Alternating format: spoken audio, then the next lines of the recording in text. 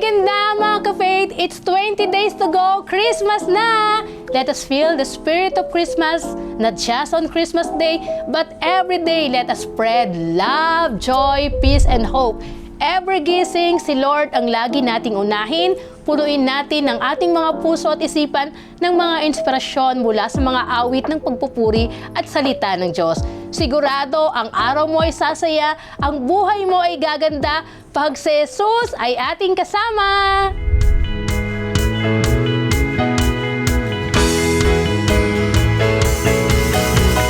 Umagang kay ganda si Jesus ang kasama. Umagang kay ganda si Jesus ang kasama. Umagang kay ganda si Jesus ang kasama. Kasama na si Jesus ang kasama na.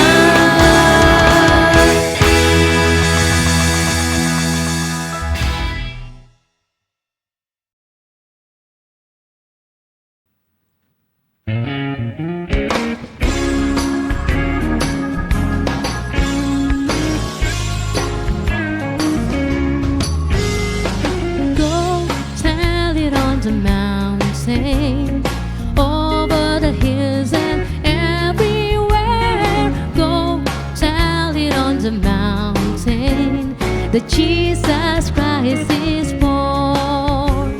While shepherds kept her watching, or silent flags by night, behold, throughout the heavens there shone a holy light.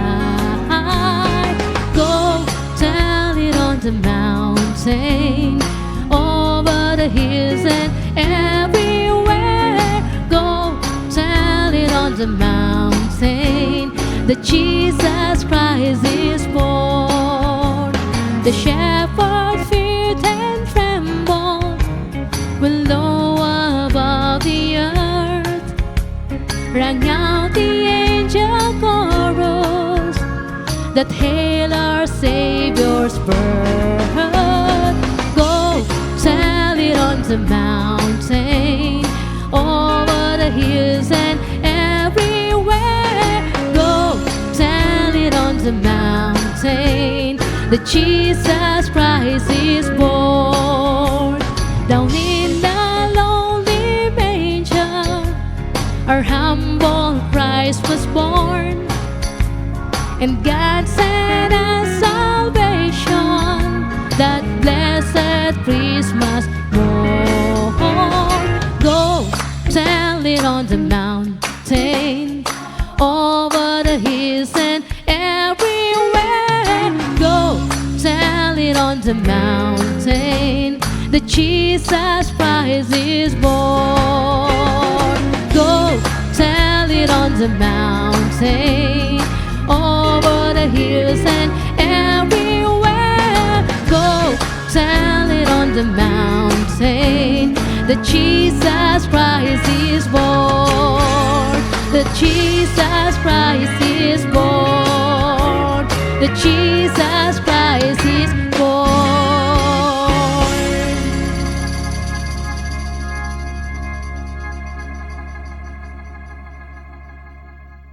Amen! Purihin po ang Panginoon sa mensahe ng awit na ating napakinggan.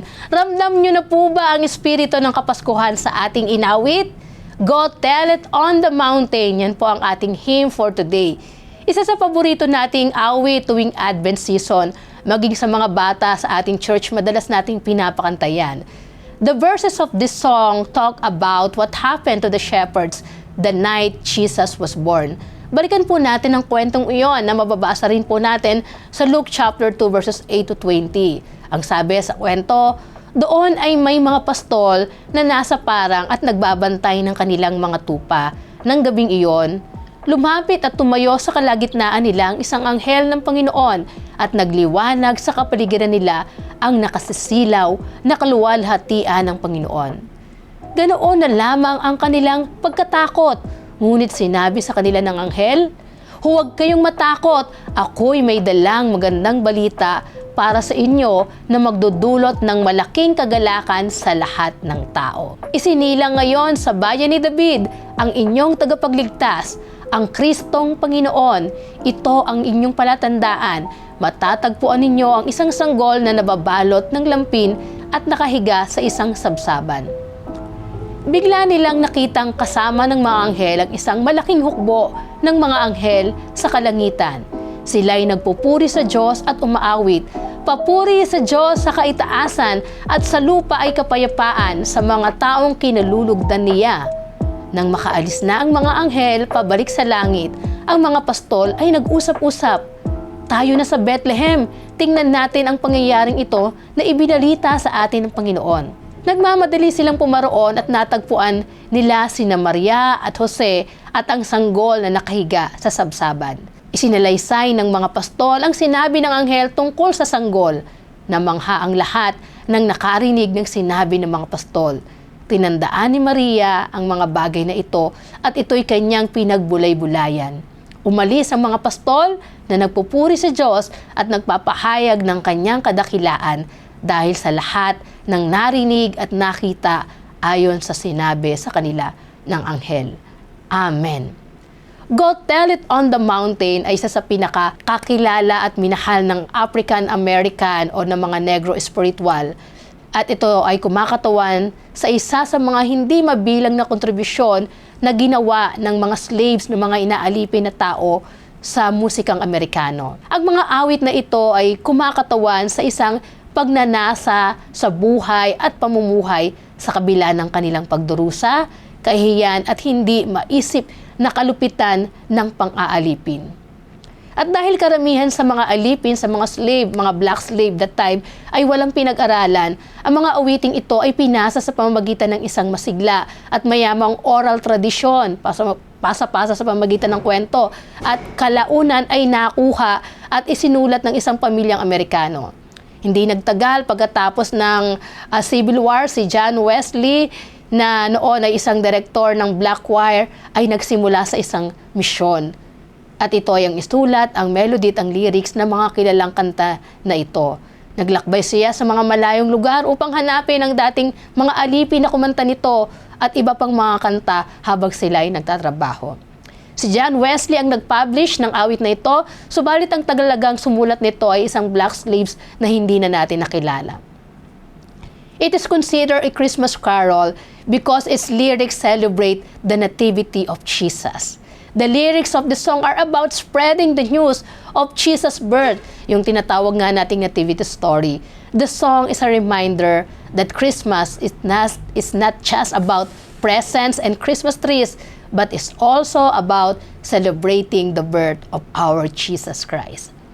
Yan po ang mabuting balitang dapat nating ipagsabi, ipahayag sa buong mundo na si Jesus, ang ating tagapagligtas, ay isinilang na siyang dahilan ng ating pagdiriwang sa panahon ng Kapaskuhan.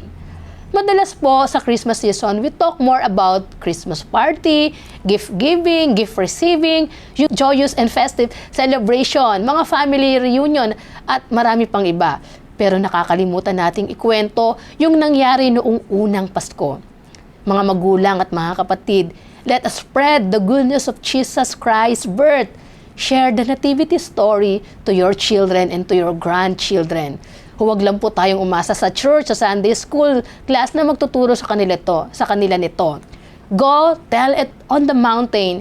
Tell it to everyone. Share it to your loved ones. Share it sa mga taong hindi pa nakakilala sa Panginoon.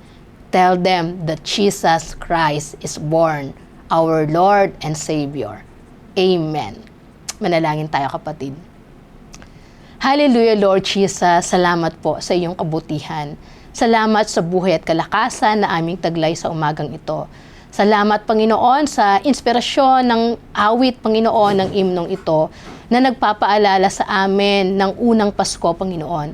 Ang iyong dakilang pag-ibig sa amin ay iyong pong ipinahayag sa pamamagitan ng pagbibigay sa amin ng greatest gift of all, ang iyong bugtong na anak.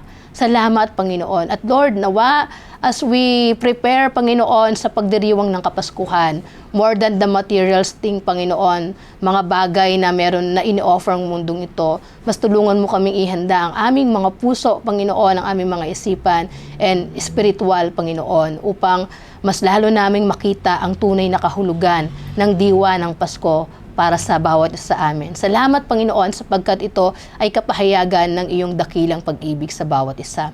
Pinupuri ka po namin at pinasasalamatan sa kagandahan ng umagang ito. Samahan mo po kami sa lahat ng aming gagawin, Panginoon, sa maghapon. Ang inyo pong pag-iingat, ang inyo pong gabay ang lagi po naming maranasan. Pakinggan mo po ang panalangin ng aming mga kapatid na sa iyo ay dumudulog, Panginoon. Umaasa at nagtitiwala po kami, Panginoon, na hindi po kami mabibigo sa aming pagtawag, kalakip ang aming pananampalataya. Lagi kang naandyan na handa kaming tugunin sa aming pagtawag. Maraming salamat, O Diyos, sa iyo ang papuri at pasasalamat sa umagang ito. Sa pangalan ni Jesus, Amen and Amen. Amen! Maraming salamat po sa inyong muli, sa inyong pakikinig at pagsama sa ating morning devotion. Nawa po muli kayong napagpala ng salita ng Diyos na ating napakinggan sa araw na ito.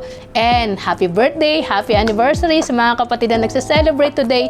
God bless you po. At kung kayo po ay na-bless at gusto nyo maging daluyan ng blessing din ng Lord sa ating iglesia at gusto nyo pong mag-donate ng any amount, nariyan po ang ating bank account and GCash account na kung saan maaari nyo pong ipadala ang inyong mga kaloob. And please don't forget to also like and share this video para marami pang kapatid, kapamilya, kapuso ang makaparinig ng mabuting balita ng Panginoon.